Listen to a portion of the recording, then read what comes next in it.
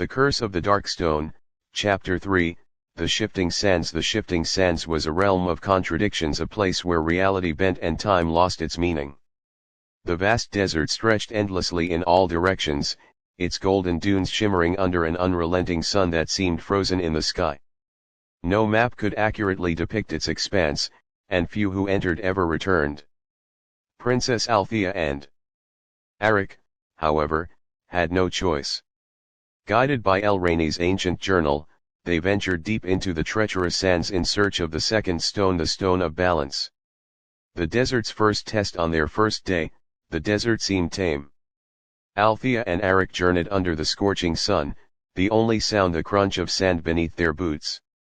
But as night fell, the desert revealed its first test.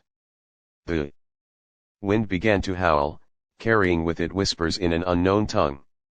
Shadows danced across the dunes, forming fleeting shapes that dissolved as quickly as they appeared. Althea clutched the hilt of her sword, her gaze scanning the horizon. "What is this place doing to us?" she asked, her voice barely audible over the wind. "It's testing us," Aric replied, his tone steady but wary. "The journal warned of illusions. We can't trust what we see." That night, Althea dreamt of her father. In her vision, he stood in the palace gardens, his arms open in an embrace. His voice, warm and familiar, called her name. But when she tried to approach, the dream twisted. Her father's face became a mask of shadows, and the warmth turned to cold dread. She awoke with a gasp, her heart pounding. "Another illusion," she murmured to herself. The mirage of deception. By the second day, the mirages grew more vivid. They no longer appeared as distant illusions but as tangible temptations. An oasis filled with sparkling water and ripe fruit materialized before them, the air heavy with the scent of blossoms. Aric hesitated, his parched throat betraying him. "It looks real," he said, stepping forward. "No," Althea said sharply, pulling him back. She unsheathed her sword and slashed through the vision, which shattered like glass, revealing nothing but empty sand. The desert wasn't just testing their resolve, it was trying to break their trust in each other. The Watcher revealed that night, they spotted the cloaked figure again. This time, it was closer, standing atop a dune and illuminated by the faint moonlight. Althea felt a chill run down her spine. "Why do they keep following us?" she asked. Aric tightened his grip on his sword. "We'll find out." They approached cautiously, but as they neared, the figure turned and disappeared into the sand, leaving behind only faint footprints. At the edge of their campsite, they found a small token, a crescent-shaped pendant etched with strange symbols. "It's a warning," Althea said, her voice firm. "Or a sign." Aric examined the pendant. "Whatever it is, we'll face it together." The temple's trial. On the third day, the ruins of the temple came into view. The structure seemed to rise out of the sand itself, its stone pillars weathered by time but still standing defiantly.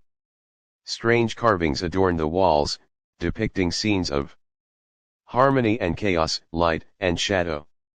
The air inside the temple was heavy, each step echoing ominously. At the center of the chamber, on a pedestal bathed in golden light, rested the Buletin Stone of Balance. Unlike the Dark Stone, this artifact radiated warmth and serenity, its glow pulsing gently like a heartbeat. As Althea approached, the pedestal trembled, and a voice filled the chamber, deep and resonant. "Only the worthy may claim the Stone of Balance. Face the trial, or be lost to the sands." The ground beneath them shifted, and the room dissolved into an endless desert under a stormy sky. Giant figures made of swirling sand rose before them, their eyes glowing with ancient magic. Aric drew his sword, slashing at the creatures, but each strike only caused them to reform. "It's no use," he shouted. Althea closed her eyes, remembering the lessons from the journal. "The stones seek balance, not destruction," she whispered. Dropping her sword, she stepped forward with her hands raised in peace. We do not seek to harm. We seek harmony. The creatures paused, their forms dissolving into golden light. The storm calmed, and they were returned to the temple. The voice spoke again, this time softer. You have passed. But beware, the balance is fragile. Selene, the guardian. As Althea reached for the stone, the cloaked figure emerged from the shadows of the temple. This time, they did not flee. Removing their hood, they revealed a young woman with striking silver eyes and hair that shimmered like moonlight. I am Selene, she said, her voice calm yet commanding. Guardian of the shifting sands. I have watched your journey and tested your resolve. You have proven yourselves worthy. Aric stepped protectively in front of Althea, his hand on his sword. Why were you following us? To ensure you were not like the others, Selene replied. Many have sought the stones for power, not balance. If you wish to stop what is coming, you will need allies. I offer my aid. Though wary, Althea saw honesty in Selene's eyes and accepted her offer. With the stone of balance in hand and a new ally by their side, their journey continued. But they knew the road ahead would only grow darker, for the third stone lay in a land where the shadows never lifted.